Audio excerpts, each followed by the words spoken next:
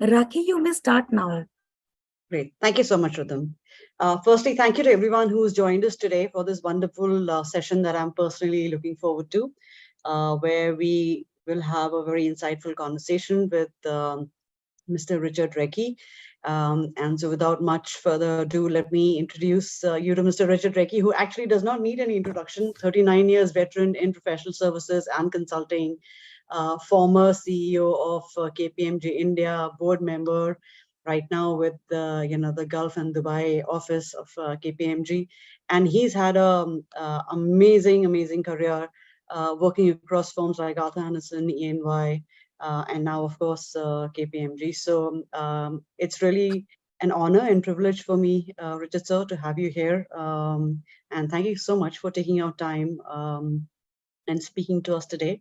I'm sure everyone who's taken out time to be in this, has joined in as a participant and is in this room, will take away a lot of very insightful, uh, pearls of wisdom from the conversation that we have today. So just to explain how we will structure this entire conversation, because I know a lot of people come back and say, we didn't get enough time to ask questions. So we've budgeted time for question and answer.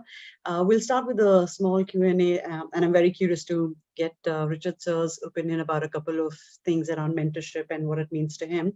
We'll start with that, and then I'll hand over the floor to Richard sir to talk about mentorship and his perspective in terms of what really makes mentorship such a critical and important part of anybody's corporate journey. And then we will open it up in the end for Q&A. So if you have any questions, I request you to, please, hold them till the end of the discussion that we have. We'll budget about 20-25 minutes so that you can ask your questions, and, I'm sure Richard sir will be more than happy to answer all the questions that you have. So with that, we'll get started. So thank you, Richard sir. Anything that you'd like to say before I jump into Yeah. my questions? First of all, Rakhi, you put me under a lot of pressure. Anyway, thank you very much for the kind introduction, and thank you, AIMA YLC, for inviting me for this topic. I think it's something which is very close to my heart, and I really hope we can get some good. Mentorship, or whichever way you look at it, is a two-way street. So there will be a lot of learning for all of us, actually. For me, also a lot of takeaways. So I'm here with my pen and paper, ready to take notes and learn new things as we go along. Great. Yeah. Thank you. So, we talk a lot about mentorship, and, we keep talking about, coaching and so on. But the one thing that a lot of people ask me, and sometimes I also think about, is why is it so important in today's fast-paced corporate world to have a good mentor? Yeah, Rakhi, I think an excellent question to start it. And in fact, even if you had not asked this question, I was going to start it on this way. Actually, we live in a very complicated world today. And the world is, today there are no boundaries. Technology is overtaken all of us. Things are changing so fast. Today we have chat GPT. Tomorrow, I don't know what we'll have. And, things are just moving at a very, very fast pace. Artificial intelligence is overtaking our lives, machine learning. I don't know what the lives of consultants are going to be, because the way technology and machine learning is overtaking all of us. But for me, I think it's important, wherever you may be in the organization, whichever position, when you reach somewhere, a person needs a guide, a mentor, somebody who can help them navigate through these challenging times. Because I've not seen times, I've seen times where maybe you're blindsided with a one side or two, but everywhere you're like, imagine driving a car with somebody blindfolded you and you're trying to navigate your car. I mean, that's the kind of world we live in. And having a mentor will help us guide us through some of these. And I think it's very, very important. So secondly, the mentor comes with an outside-in view. If that person is from outside, he comes with an outside-in view. So he's not stuck in your organization's issues or problems. He comes with a very different kind of experience. And they can give you a very different perspective. One thing also what I've noticed, because I've had mentors in my life, and I've had a professional mentor, I've had an unofficial mentor, I've been lucky actually in that way. But they also help you connect dots. They help you connect the dots. Many times we connect our dots much later in life. I'll come to one instance a little later on that. And mentors don't have a magic wand. If somebody thinks, oh, I got a mentor, now my life is made, and this mentor is going to take me somewhere, mentors actually give you those small nudges, those small pushes. They push you in a direction, and it's for us as individuals to actually take it. And we should be committed into that mentoring program to be able to absorb as much as we get. You observe from two things. One is what you're told or what is being discussed or advised. The second one is what you do by observation. So I think very important to observe certain things of how they go on. And of course, and they also help you evaluate the choices that you have. Today, we have lots of choices, right? So the mentor helps you evaluate those choices. Decision is yours. So that you have to take. I will just give you one. I thought I'll share a very personal story here. My first mentor, Rakhi, while you spoke about Ernst & Young and Arthur Anderson, I started in a medium-sized firm, and I spent 13 years of my life there. And in Ratan S. Mama and Company, my first mentor was Mr. Mama. And I don't think he knew he was my mentor, but I took him as my mentor, and I learned a lot from him. I learned to be solution-oriented through very tough methods which he used, and how to give back to society. Always leave an impact. Wherever you go, leave an impact, and be positive mindset, and always take the right decision. It could be very painful for you. It may hurt you financially, but take the right decision. And one very important thing which I observed, he didn't tell us, was take decisions. You know what happens with most leaders? They don't take decisions. They kick the can down the road and they don't take decisions. So, so most of the things which I learned from him was through observing him, because I worked very closely with him, how he used to do his business development, how he would meet clients, how he would deal with difficult situations. So I think this was my first experience. Of course, later on in life, when I became the CEO at KPMG, I got a professional mentor. She was a coach from the US, and of course, it was very professionally done. And I learned a lot also from that. So yeah, so this is my, I think, your first question. Super. And I like the fact that you said that, while you thought of Mr. Mama as a mentor, you're not sure he thought that, he was being a mentor, and he was just doing all the stuff he thought was right. And, you were learning through emulation, and, it was absorption and observation. So that brings me to my next question. So how do you choose a mentor, or do we wait for somebody to kind of come into our life and say, this is my mentor? How does one choose a mentor? I think the first thing should be that you should be able to trust that individual. And it could be somebody within the organization or somebody outside the organization, preferably somebody outside the organization or outside your area of control. He's not, that individual is not supervising you or whichever way. But it's better to keep it outside the organization, because you keep it in the organization, politics is bound to start. Because then you're scared of opening up. Because in a mentoring program, I think the mentee has to open up completely about their weaknesses. They need to bear it all, to the mentor and tell them, this is my challenges, this is what I'm going through. It should not come to hurt you later on in your career, that, oh, this guy, these are, because there could be some weaknesses which don't get observed by anybody, and then you get caught up in that. So I think, first of all, it should be somebody from outside. It could be an academician, it could be a professor, it could be a CEO, ex-senior leader. When I talk of CEO, I mean C-suite, somebody from that who's been there, done it. It could be a family friend. It could be anybody who you believe you can get some value out of it, and you have a chemistry. See, if a mentor-mentee don't have chemistry, it's very difficult to get things across. So I think there needs to be that natural level of trust and the natural chemistry. And I think, the mentor has a lot to offer you, actually. So when you're choosing a mentor, make sure he's able to see your strengths and weaknesses, or you're able to put it across to him. He is able to explore the possibilities which you can achieve. I mean, he challenges you, pushes the envelope, and gets you to.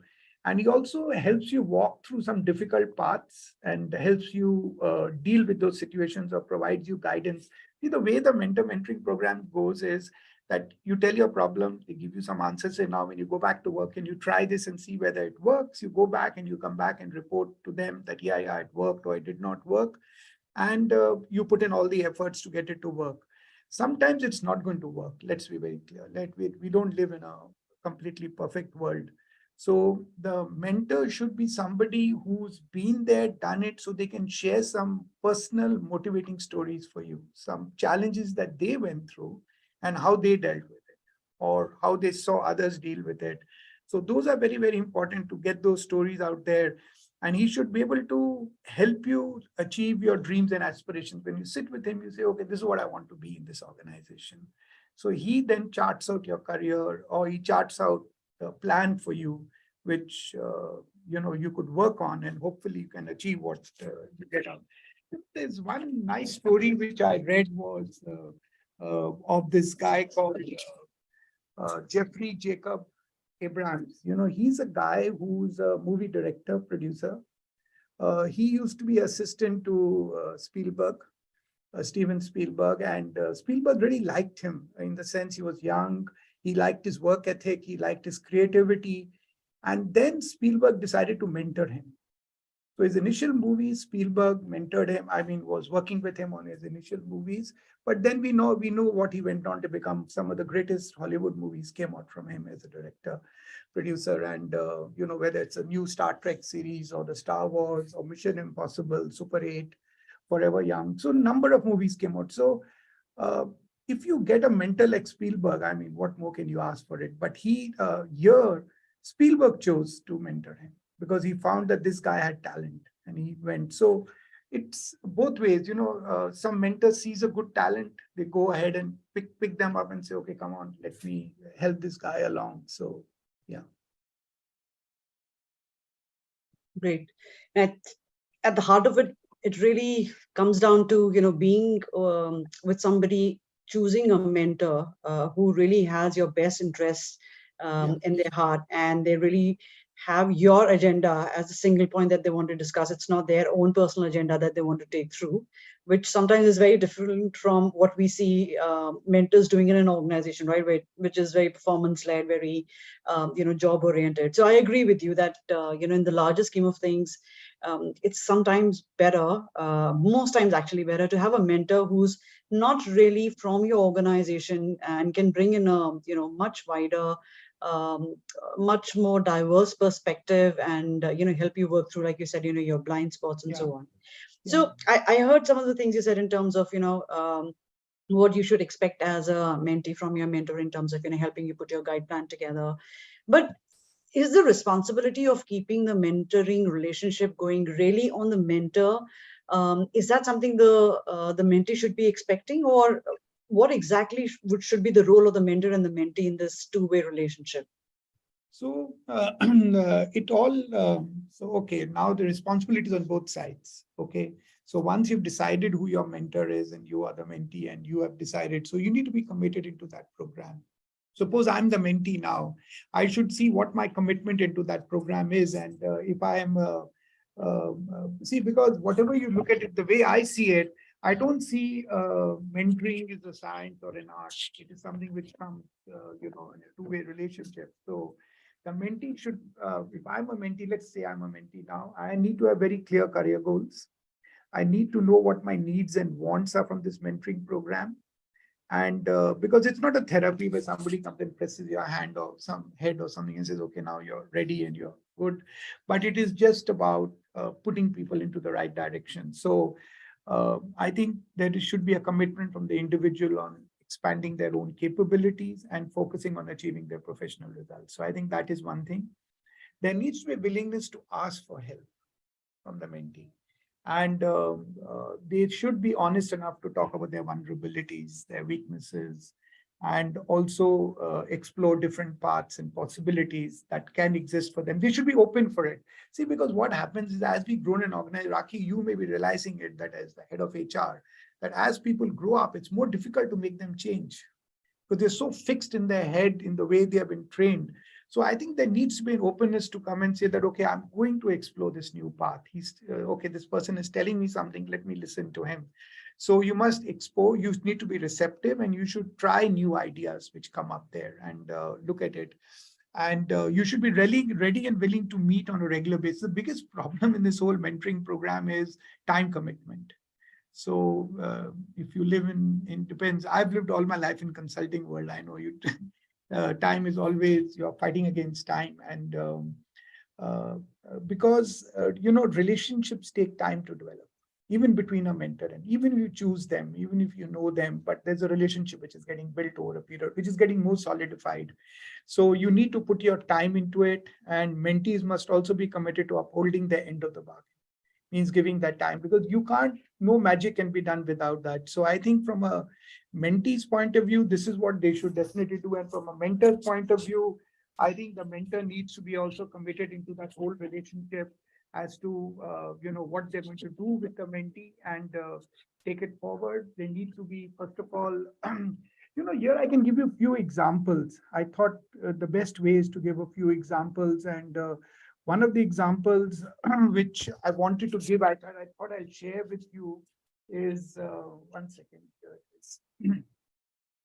Once I was doing a session at KPMG while I was there, and I found this great story of these 4 professionals from 4 great organizations who used to meet at the university club.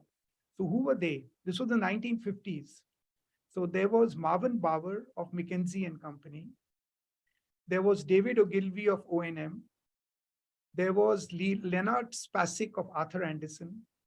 And there was Gus Levy of Goldman Sachs.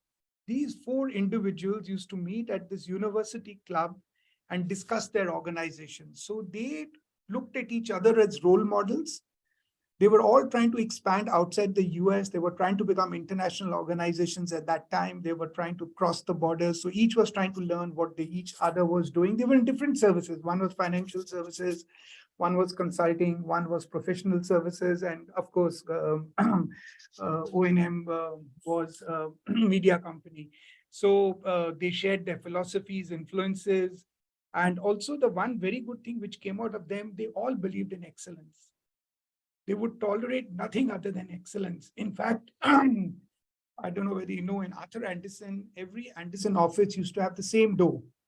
And this was the door that Mr. Arthur Andersen had got in his first office, which he got. And that entire, in fact, that was the logo of the firm also. So the door was the logo of the firm. And this door was on every Andersen office, Arthur Andersen office. And so they believed in excellence. And they also believed that everything they do will be grounded in truth. And nothing but the truth will be tolerated. So these are the philosophies on which these individuals used to meet and talk to each other. They all expanded outside the US during that period. And we all know McKinsey got built by Marvin Bauer, not by McKinsey. I mean, what McKinsey is today. Leonard Spasik built Arthur Andersen. Mr. Arthur Andersen did not build Arthur Andersen in the sense. David Ogilvy, of course, was O&M, because he was the guy who actually merged it in 1948. Ogilvy with, and Gus Levy was the guy who built out. So this is a great story, which, what I thought, how people from very different fields actually came together to help each other in their own growth paths. And they were all believed in excellence in that sense. So I think it's a two-way commitment. So I would look at it from that point of view. Thank you, Ritita. I completely agree with you. It's a two-way process, and even if one side is not invested completely or is not honest or willing to share their vulnerabilities, I think it is true for mentors and mentees. The more you share as a mentor, the easier it becomes for the mentee to trust you and come forth and have conversation. And it takes time. A good mentor-mentee relationship really requires investment of time, energy, suspending your agenda, and like you said, just being honest at the end of the day. I don't have any other questions. I'm very, very excited to hear from you. So I'm going to leave the floor open and go on mute. Floor is all yours, sir. Yeah, thank you. Thank you, Rakhi. So, thank you, Rakhi, for those questions. And I hope it warmed up the session to where we want to get to. I know we need to leave some 15, 20 minutes for question answers, right? So I will keep that. So that should be what, 5:15 or Rakhi, any? Yes, about 5:15 should be Okay, enough. fine. Yeah. Okay. So I think one very important point I just want to, start off on from my side is that as we look at our own professional development, I think one of the, a survey was carried out many years back and it's carried out even today. I think it'll be the same result, that one of the biggest things professional lack is self-awareness. We are not aware of our blind sides. We all think we are XYZ, which we are not. The other thing that is required as we build our careers, I'm just putting these things out so then the mentoring program actually fits into it. The other thing that's required is agility today. I mean, today we heard Rakhi talk about this fast change world and how do we cope with it. If you're not agile, you're as good as dead. I mean, there's nothing more that can be done. Collaboration is the order of the day. People are coming together to build great organizations, teamwork. How do you create value? That's a very, very important thing for professionals. How do you create value? How do you build your network? So, building networks for me, the most valuable asset any professional can, a senior professional now when I talk of is network. For me, network is like oxygen. If you don't have a network, there is no value to you as you go up because people hire you, they pay you these large compensations because of the kind of clients you will bring, etc., and other people that you can bring also. Of course, today we used to hear of this word lifelong learning. Now it's become a part of life. And you have to keep learning as you go along. And earlier I used to say every 2 years, you need to reinvent yourself. I'm talking now 7, 8 years back. Today, it's every 3 months, you may need to reinvent yourself, learn new things, see what's happening, maybe even faster than that. And one needs to be remain relevant. The one guy came to me and asked me, he said, my company sent me to Harvard on this 6 months, on this 2 months course. They spent so much money on me and now they've asked me to leave the firm. So what went wrong? So the point that we have to keep asking ourselves every day, are we relevant to the organization? And if you're not relevant, then your head is going to be chopped. In fact, I was taught very young was when I was at Arthur Anderson was never leave your clients. Whatever role you may get in the organization, keep working with your clients because if you get into an admin job in a cost cutting, that's the first one which goes. So I think remaining relevant is very important. One needs to be passionate. We need to love what we are doing because if we do it and we need to add value through innovation. Today, innovation is no more it's no more something which few people will do somewhere. Everybody has to be innovative and think out of the box. So strong communication skills are very, very important, I would say. Self-discipline. Without self-discipline, I don't think a professional can go anywhere. Loyalty and being invested in the organization is very important. We need to be invested in our organization. We need to believe that this is my home. This is where I will do everything for whatever I do here. And above all, we need to have integrity. So I think this is the starting point of it. And then coming to, where Rakhi spoke about mentor, I would say get a mentor early in your life.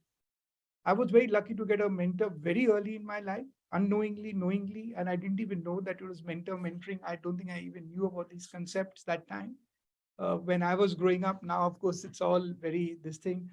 But if you have a mentor, they just make your life very different and they change you. That one meeting with Mr. Mama where he took the papers I brought to him and he threw it away and said, this is rubbish. And it is very demeaning when you're standing there and getting abused, right? But he says that if you don't come with a solution, this is useless, And he said in a very harsh way. That was one of the biggest learnings. And I can tell you from that time onwards, the only thing which I do is give solutions. I said, there's a problem there. Now, how do I find solutions? And I always kept a positive mindset because when you go into clients, everybody's got a problem. And you may have heard of the saying, the most uncommon thing is common sense. So I think how do you use common sense to actually solve those problems? You don't need rocket science. It's just about being empathetic to the client, understanding their problems and trying to give them solutions. So I think these mentors that you choose should be chosen wisely. Somebody who can actually add value to your life. It's not about a brand, some good guy, some guy who succeeded. Okay. You need somebody who can actually add value to your life, to your profession, to from where you come. So It should be a seasoned professional, or in your line, if you're marketing, then it should be a marketing HR. There should be somebody who's got great people skills. And you should be able to trust him, trust them, not him, trust the person. It could be a lady, could be a guy. And so I had a man who was a mentor in beginning. I had this lady who was a mentor when I became the CEO, and she was a tough woman. And they should be a source of wisdom. When they come in, they will talk of how they mentor different CEOs and what are the problems and how they dealt with it. So, and who's able to invest their time, energy, and also give their, there's a lot of personal commitment out there. I think Rakhi asked about it. There's a lot of personal commitment, and how do you do it? And also the mentor acts as a good sounding board. See, when you become the loneliest life you can have is as a CEO. There's nobody to talk to. When you're in a problem, you don't know who to talk to. So your mentor is the one person you can go to and say, okay, I'm facing this problem now. You know, a sounding board, not that they're going to help you. I mean, all the time they'll not get you the answer. They would have been the CEO. But at least you can get a sounding board in thinking whether I'm thinking right or should I change it. So they act as a good sounding at various crucial junctures in your time, in your career, or wherever you need it. So I think it's very important to have that. You know, when people talk of mentors, they say, okay, when you're accomplished, you really need somebody like that. Do you need to continuously improve? There's the story of Sachin Tendulkar, okay? And I just want to talk about it because he's such an iconic figure. There are very few people who could have achieved what he's achieved, 24 years, playing cricket.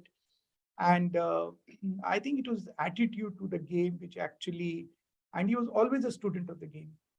I was reading a story of him long back that when he was facing the Australians, and Shane Warne was at his best, and they had come down to India, and it was Chennai where they were playing the match. He gets one of the old spinners of India, L. Shivaramakrishnan, to come and bowl to him because he was also a leg spinner. And he said, how do you think Shane Warne will bowl? And so they broke the pitch, and this guy said, this is what's going to happen. And we saw what Tendulkar did that day, demolished Shane Warne. And so, but it came from that 2 days of full day practice with Shivaramakrishnan, where he went through the whole thing. So he brought a lot of calmness to the game. He was the hope of all billions of people. And he maintained a very high level of integrity right through his career. I'm not sure there was anything which could say there was a blemish on his career, right through it. And of course, his humility was there for everybody. And his continuous improvement when India was down and out, he was the guy who did it. So I think, so this was the story of Sachin Tendulkar, which I thought. Then there is a very important one, mentoring is a hot system now. I think we are, I want to tell you a story of 400 BC when Socrates mentored Plato and Plato mentored Aristotle. And the student became the master. In fact, Aristotle went on to mentor Alexander the Great, because if you read the book on Alexander, Aristotle mentored him, and a lot of his learnings of Alexander got from there. So, I mean, mentoring has been there forever. So I just thought this was one story. And the other one which really impressed me was Richard Williams, the father of Serena and Venus. See what a mentor did. He was a mentor to his 2 daughters. They were young, they were rejected, they were never getting coached, but he became the coach. He gave up his job as a security guard and he became their coach till he found somebody who could coach them. But as a mentor, what he did, he broke the rules in the sense he didn't let them play in the juniors. He said, you'll play the normal, though you're young girls, you will play in the normal league. That was never heard of. Anybody's breaking into the big league, just out, not playing through juniors. So he took that risk, but he had the confidence that his daughters would actually deliver. So I think this is a great story of mentoring, which I would look at as somebody who actually went and did something out here. Now, some of you may ask, okay, now where do I go for mentorship? Suppose I don't don't get the person, or I'm not able to get a mentor or whatever. A lot of mentoring can actually be done by reading books. Reading books of very successful people and picking up things they did. There are, I know, investors, this Jamaican investor who actually used to follow Warren Buffett, and he became the richest guy in Jamaica without ever meeting Warren Buffett. So Warren Buffett was his mentor without ever meeting him, but because he used to follow him, read his notes, his philosophies. So I think reading the articles, reading their books, reading what they do, I think following these great people can also be a great source of mentorship. I think the other one is you become part of various industry forums where you could meet a lot of people of your, get onto some social media groups where a lot of discussions take place. One could learn from there, connect with successful individuals with years of experience. And today with this Zoom and Teams and other kind of social media, I think it's much easier getting a mentor now, because you could get people who would be able to give you that time, which maybe earlier was not, you don't need a physical meeting actually for it. And so looking out for successful industry professionals who have done it and trying to get their time would be something which one should, the initiative needs to be taken by the mentees also. So according to me, mentorship takes you beyond any formal education. What you can learn here, no book, no internet can actually teach you, because this is real life stories, life lived by these individuals who can give you that they faced this problem and this is how they dealt with it. So you're getting it straight from the war room or the trenches or whatever you call it. So I would say that, so look out for these people who will give you this kind of thing. The other thing which I thought in a strong mentoring relationship, there are three things to it I would look at. One is a commitment both sides, the goals of the mentee, his interests, spending time with the mentor, pursuing his, both of them having the same goal of making that individual successful. So I think that is very important. And the willingness to disclose a lot of personal information. I mean, when I talk of disclose means what are my weaknesses, where many times they go back very much into your past to find out why you behave in a particular way. And there could be an incident which actually went there. So first is commitment. The second one is trust. So there needs to be a genuine desire by the mentee to succeed. It cannot be a tick in the box. You can't say, oh, I got this guy now who's the best mentor in the world, and now I'm going to become it's not going to happen. So there needs to be a genuine desire by the mentee to succeed. So what the mentor can give you is a supporting environment. He can give some advice, but what you need to do is get there. I think there needs to be warmth and empathy in the relationship of the mentor and mentee. Very important. There needs to be empathy. There needs to be warmth. There needs to be something which will encourage the mentee to open up. So you make the atmosphere so safe.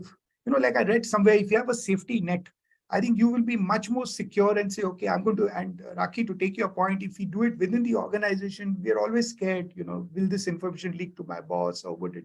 So keeping it outside and having a kind of a thing that they will not disclose to the company, I think will be very good. And this last one is the building the mutual respect between them. So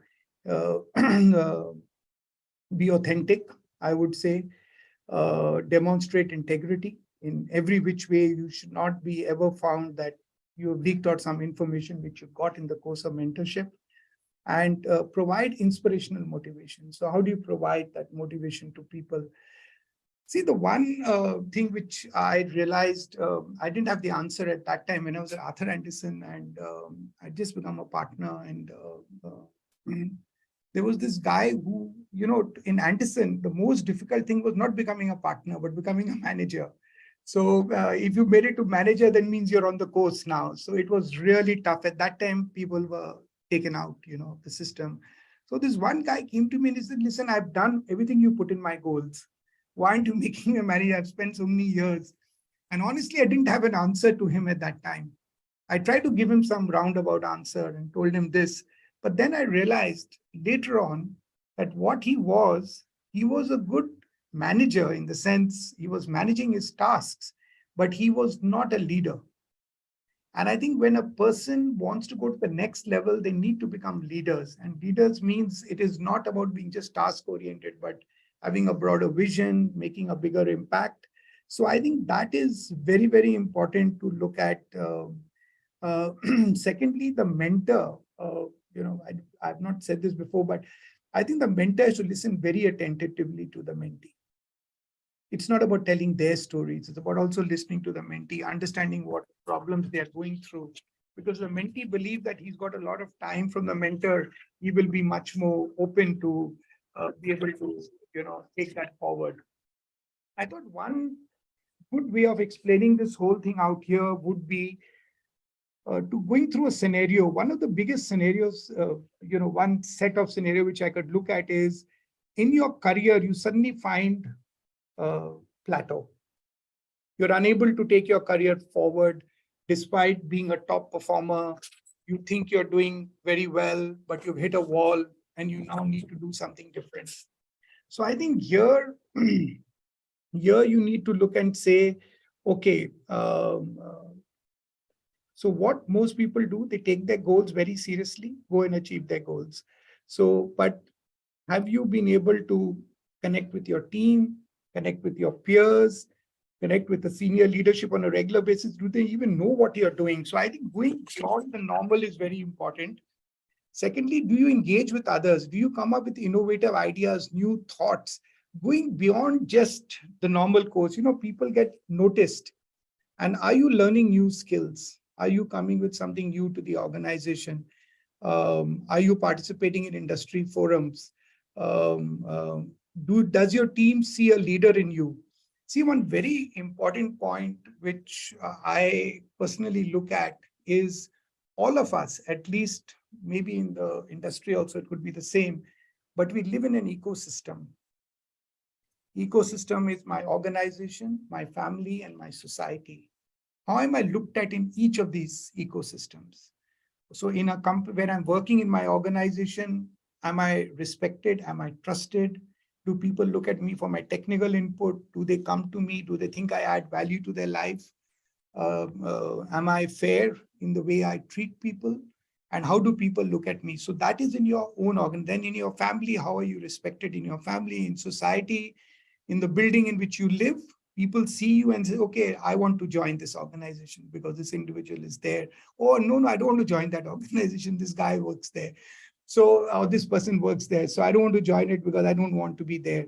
So I think you need to keep testing yourself in your ecosystem, how you're doing in your ecosystem. And I think that self-introspection could be very, very important for people. I would look at it here. And, we work, a lot of us work in branded companies. Some of us may not work. Many of us work in branded companies. So there is a company brand, there's an individual brand. What is our individual brand? Do people even know that such an individual exists? And what do we do what efforts do we make to build that brand? Because if we don't build that brand, your company's brand will get you to the interview table, but your brand is going to get you the job.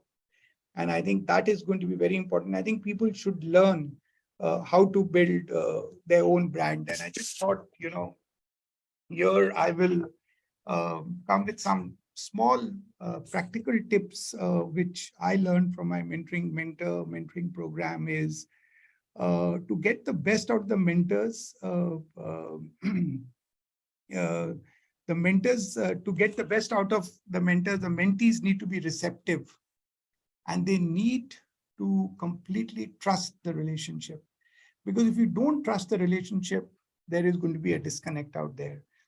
And a lot of things, like I said in the beginning, come out of observation and not necessarily out of what you're being told or what you're being guided. And some of the things that the mentor gives you is very small bits of advice, but they can be game changers. They could be huge game changers. I mean, I was reading Steve Jobs' story and he was saying that he sat in that calligraphy class because he didn't want to attend college. And that ultimately became the fonts of his first Macintosh that he put out. So, you don't know what you are learning at some point in time, which is going to come into what use for you. So I think we should always be with open mind. We should be observant. We should be able to absorb a lot of things. And I think the people who are more observant will also succeed a lot. One very important thing which I want to leave with everybody who's listening in out here is that what do you call it? We must read a lot. We must spend a lot of time in reading books, in absorbing what everybody's written, because those are going to come and help us wherever we are. And we need to like I said, everybody, wherever they may be, they need somebody who will help them in their career growth and their personal growth. Both the things I think a mentor should look at. And I thought I'll just end with one quote of Galileo Galilei. You cannot teach a man anything, you can only help him discover within himself. So I think the point is, how do we take it from here? It is about getting the best out of you, getting you to, you may have heard these words before, because it's not my original words, but how do you become the best version of yourself? And I think that is something that the mentor needs to work on with the individual, whoever is given to them. In our professional services firm, at least in KPMG, we used to have a lot of mentor mentoring programs for all people who are directors to become partners. They used to go through these months of mentoring. I've personally had a professional mentor when I became the CEO at KPMG, and I got my entire executive team coached by her. And so I think it is very important. And I think in Indian context, I'm not sure we even have too much on this. Like a lot of people don't believe in it because they think we're already achieved, we've already reached here in life. Why do we want to actually get there? So Rakhi, with this, I'm open to take any questions that may be there from the audience, and happy to. Great. Thank you so much. A lot of what you were talking about, resonates with, what many of us have learned in our corporate career. And I'm sure a lot of younger people are experiencing this, and they're trying to figure out their own relationships with their seniors and, with their mentors. So thank you so much. It was very insightful. It reinforced a lot of things that I personally believe in terms of how it's important to have mentors who are vested in your growth. And I've had a great opportunity in the 25 years of my career, where I've had some very strong mentors who were interested in my growth at a time where we did not have a lot of women leaders, especially in HR, and they really sort of worked like tailwinds and made sure that I was able to overcome a lot of my self-imposed barriers. I was able to see a larger picture of where my career was headed. So I can personally vouch for how the mentorship program is a wonderful tool, a wonderful relationship that you must invest in. And the good part is, when you have a beautiful mentor-mentee relationship, at some stage you realize that you've actually become friends. You can sit across the table and have conversations, and that's where you realize that it's a journey. It's not a goal that you have to achieve, but mentorship is really a journey.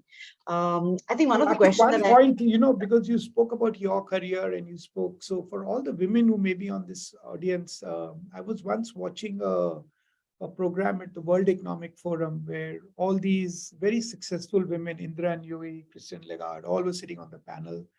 And they asked them one question: what was that big game changer in your life that propelled you to where you all went?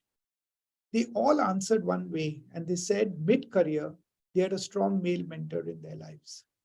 So I think, my point is, I'm not saying the male mentor, but I'm just giving you one insight this is for the women who may be listening into this. I think we need, and another point which I was seeing of one coach, he was saying that he got two people to coach. One was a lady and one was a Indian man. And both were a similar level, and they were being promoted to the next level. Only one was to go, so he was to coach both. He coached the woman on being more confident and the guy on business, who went on to become. So I think we need to take these myths out of our lives, because now I don't think anybody needs to be taught confidence. They don't need to be taught all of that. I think they need to be taught on the business side. And I think we all need to move on to it.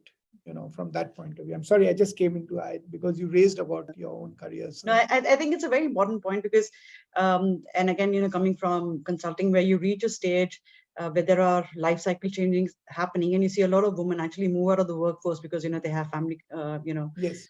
commitments, and they have small children to bring up. And my experience has been that if you have a strong mentor who is willing to invest time, help you understand that these are difficult times, but you can get over them, and have regular conversations, instill that confidence, make sure that the right infrastructure in a way is available, and how they can leverage their own organizations.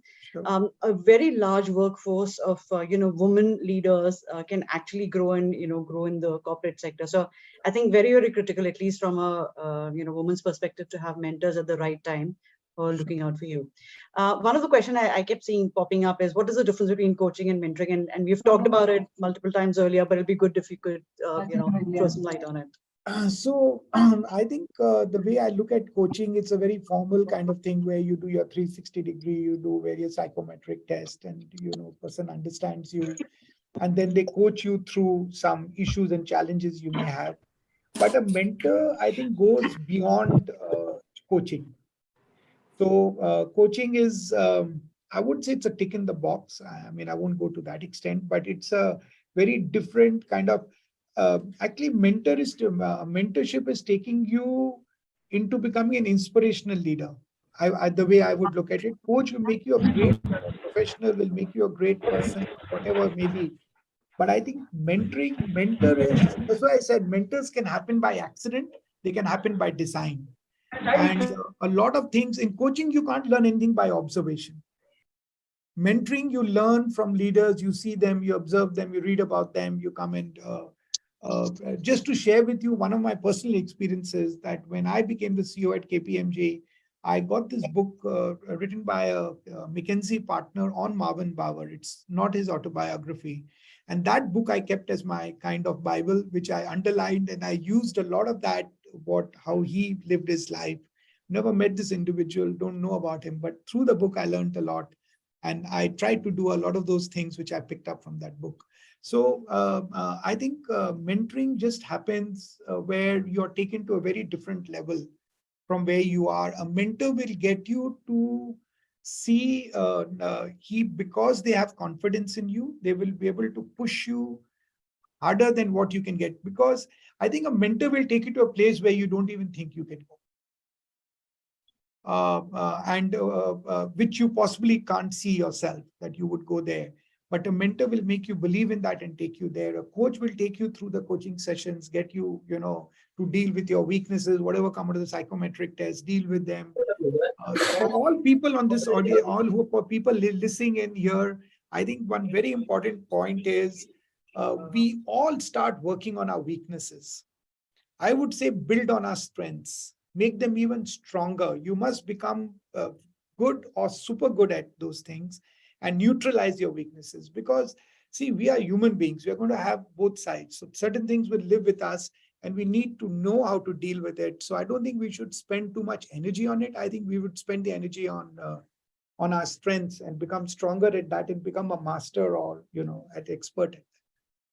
That's what people pay you for. Right. I agree. I completely agree.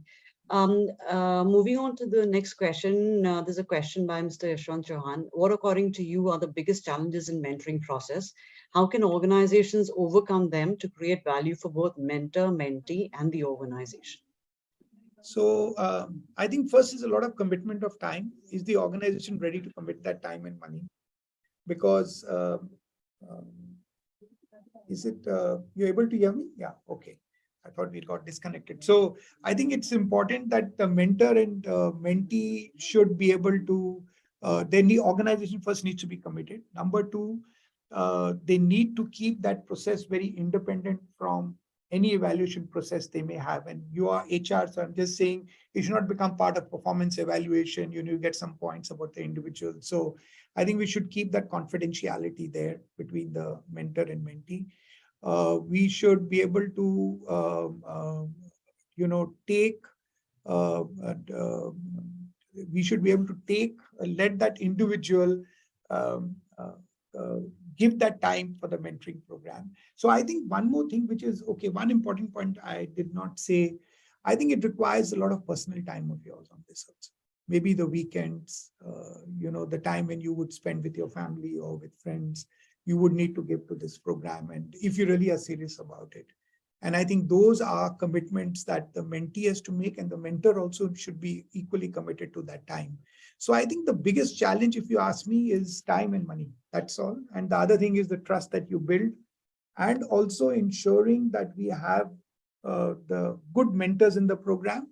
Mentee will learn according to their time, but I think the mentee also needs to be committed to that program. It's all about commitment, I would say. The 3 points is that about commitment, trust, and this thing. I think those we need to keep in mind. Right. Somebody's asked a question, how do you maintain a balance between discipline and flexibility in mentoring? Because they say that successful mentor-mentee relationship depends to a large extent on adaptability. Yeah, so I told we need to be agile, we need to be flexible in this world. I think COVID has taught us to be very flexible, and if we were not flexible earlier, I think many of us have become more flexible than what we were. So I think there needs to be a give and take in both the relationships. And like today, somebody is committed time, is not able to do it, so person should not take it at heart. So I think one very important point is that there should be no egos in the place out here. So the mentor is a senior person will say, how the hell is this guy not coming? So I think it should be, we should understand from where that person is coming. And I think we should be able to respect. I think a lot of things comes from respect for the individual. And I think the point is many of us forget that we were there at some point of time in our life. And I think if we keep that in our mind and realize that the person is serious, but he must have got caught up in some program. So he's requested for a change in time. So I think those are things we should keep. And we should not, for a successful mentoring program, I don't think we should go by the rule book. That, I was to do 5 sessions. I think if we need to do the 7th session, do it. No problem. I mean, you're out to do something good. If the organization pays you, doesn't pay you, I think it's about a commitment of yourself to that individual. I think that's very important. I can only tell you one thing. When I left KPMG and India, the firm, my person who was that time working with me from the US, she called me up and she said, I will be there with you for the next 6 months. I'm not getting paid for it, but anytime. And she said, I'm telling your secretary to fix time, and we will do monthly sessions with you. So, I mean, so that comes from a commitment that somebody makes to an individual or to whatever.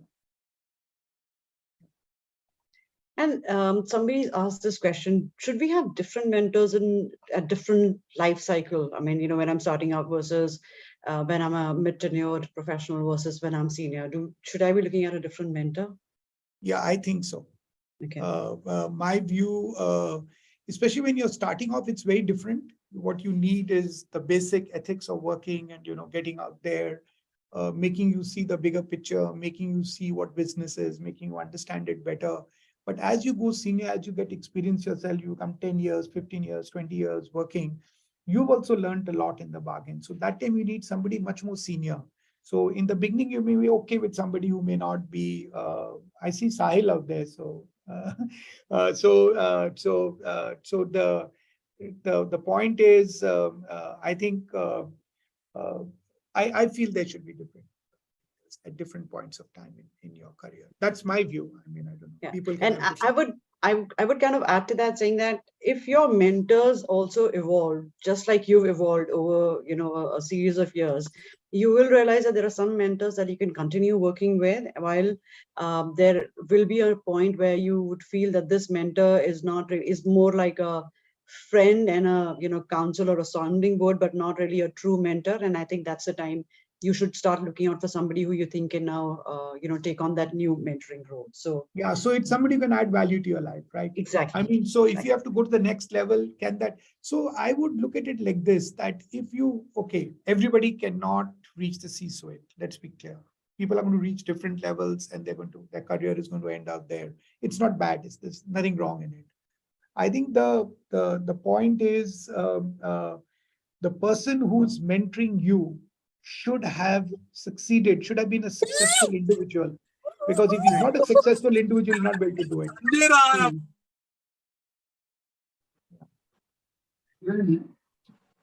some happy folks there. Yeah. Yes. Good. Go on, sir, please. Yeah. So I think it is. I think it's about having a mentor who has been there and done it, and who's actually achieved that, climbed that ladder of success, because only they can take you there. Somebody who's not been there, it is like, who has not been there, how will he take you there or she take you there ever? I mean, so to the point you made, that they may be good as friendly sounding boards, but then you need somebody much more senior to take you to the next level. Right. I see somebody's asked the question, Sir Hari Kumar, is the role of a mentor more of a psychologist after these trying times you've gone through personally and professionally? My resounding answer is no, because I'm a trained psychologist. That's not the role a mentor plays, unless Richard sir feels differently. No, I completely agree with you. I Yes. completely agree with you. That Yeah. there is no role for that. I think it's got nothing to, I mean, I won't say, so it is more, the mentoring program is much beyond the, it's not about psychology and not about looking at your well-being or your other things at the moment. So it's about making you believe in yourself, making you become a better professional, and making you succeed. I think the success of the mentee is actually the success of the mentor also. Because the mentee goes on to succeed, I think the mentor can also pat themselves in the back and say, yes, we did it together, kind of. I completely agree. Yeah. Somebody says, how do we structure an effective mentoring program for the youth or college students? I'm not going to touch this. I have a first year student in my own house. I have no Okay. idea. So So, maybe you can help. no, I can't help, because this new generation is very different. It's going to be very difficult to do it, because they would like to work at their own time, at their own pace. Their levels of intelligence are far ahead of us. And they know what, I mean, they believe they know what they want from life. I think a mentoring program cannot be forced on anybody. The moment you start talking structure, I think you've killed it. My view, you have killed it. So the more unstructured it is, in my view, the better it will be, because you'll be able to get the best out of it. Because the moment you start playing by rule books, you will get the rule. But if you want to get somebody to go beyond that rule or get, succeed and become successful, I think we would need flexibility into it. We would need unstructured meetings. We would need, yes, structure has to be, you can't be having everything without process. And HR people will kill me if I start saying all that. But I think everything cannot be process driven. That's my view. So I don't think mentoring, maybe a coaching can work in a structured way, but a mentoring will not work in a structured way. This is my view personally. And from my personal experience, like I said, I have a daughter who's just completing her first year. I think the younger generation tends to gravitate towards people who they think have earned their respect and who they think will add value. And if in an educational organization you have lecturers, or you have members who students naturally gravitate to and seek out for getting help formally or informally, I think they are the ones who can really be the starting point of putting a mentoring program together. But like you said, it's not something that you can force the students to do. You can show the value of a program and tell them how it would help them, but then you have to leave it to the students to decide whether they will get the value and if they're interested or not. Sure. Okay, in the interest of time, I think we can take up one question. I'm just trying to see, there's just a lot People of have raised their hand actually, so I don't know whether you want to. I'm happy for us to take up people who raise their hand, except that a lot of people who actually put in questions over here. Okay, And there sure. How to measure the success of mentorship? I think that's a very important question. What's the ROI? Yeah, so the ROI, you see, every organization looks at ROI, right? Otherwise, when they go and, like I said, invest a lot of time, a lot of money, so people would not. So I would see the success of that group of mentees, or where they started off. And I'm sure all organizations have their own programs around this, and they have their own measurements. But I would say, does that individual, I'll just give you one simple, this is nothing to do with mentoring, but I'll just tell you, we have this in KPMG, we call the Chairman's 25. This is across the globe, by the way. So 25 partners are chosen for a program which they go through for 1 year, elapsed time, of course. It's not one full year. And the program which I went to, that was the first program that KPMG launched. This was in 2004. And out of the 25, actually 25 didn't turn up, 22 turned up. Out of the 22, about 14 went on to become CEOs of their organizations. Now, I would say, I would take that same example. That was not exactly a mentor. There was mentor mentoring also in that part of that, but there was going to a college and, B school and learning from there, then got people like Ramcharan and all to talk to us.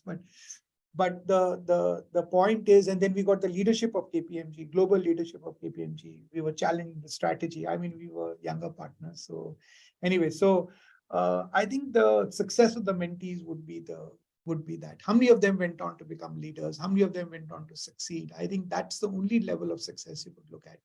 Did they achieve something? So when you put in a mentoring program, do you have any targets yourself first? That this is where we want to see, this bunch of people are being mentored. Where do they go in life? And if they don't succeed, then obviously the program has failed or part of it has failed. But I'll tell you, a lot depends, this is, one size doesn't fit all.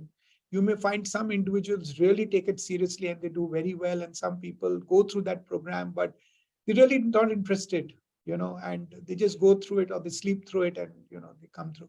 So I don't want to put a thing that if the mentoring program failed, it could be the individual who didn't actually measure up to it. Maybe choosing the person also is very important. The mentee also, not just the mentor, the mentee. Do you think these people are serious enough to go through the program? Okay. Some people think they're over intelligent, they just don't need it. So, I mean, they will not take it seriously. Right.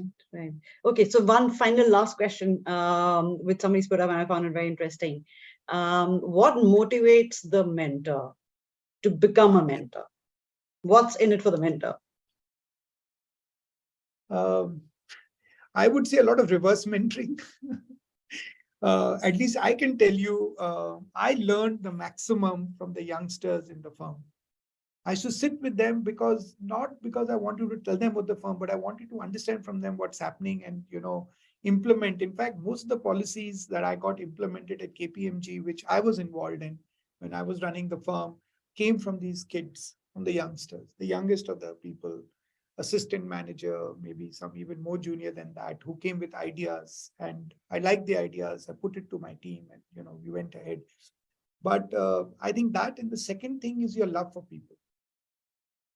I think if a mentor likes people, he wants to see growth in people, because you see, any relationship is always a two-way communication. There's a two-way learning. One is the mentee is obviously getting some guidance, but the mentor is also learning because the mentee is getting back, right? And saying, okay, is this a better way to do it? So the mentor is also learning a lot in it. So I think the mentor and mentee both should be in a learning frame of mind. And for me, it comes naturally because I love people. I like meeting people. I like talking to them. I like, being with them. So I believe I have gained, wherever I have mentored people, I have gained a lot more than maybe I gave. This is what my personal, you have to be a sponge actually. You have to absorb whatever you get. Right, completely. Thank you so much, Richard. So it's been an absolutely wonderful session. I cannot believe it's already 5:33, and we had some 267 participants. So thank you everyone who's stayed back and asked these wonderful questions. I really hope you enjoyed the session today. I personally had a wonderful time, and I made some copious notes. If you want us to run more sessions with Richard sir, and if his time permits, we'd be happy to do that. You can get back to AIMA. And again, if you're looking for mentors, we have a wonderful AIMA mentorship program. You can go to the website and check out some of the mentors that are there. Richard sir and I are amongst the other many senior mentors who are there. So if you think this is something that you want to do, then please reach out to us. Be more than happy to help. And then you can always drop a note to the AIMA team if you want to connect with Richard sir, and we'll try and see what we can do depending on what his time and availability is. Sure. Thank you so much, everyone. Thank Have a you, wonderful evening. Thank you, Rakhi. I must appreciate you running the show very well. I want to compliment you. Thank you on so behalf much. of myself and everybody who's listening in, I think you did a great job. And thank you very much for keeping Thank it lively. And obviously with your own experience by putting those few examples, I think it was fantastic. Thank you. Thank you so much. Thank you. Have a wonderful evening, sir. Thank you. Thank you. Bye-bye. Thank you. Bye bye. Bye.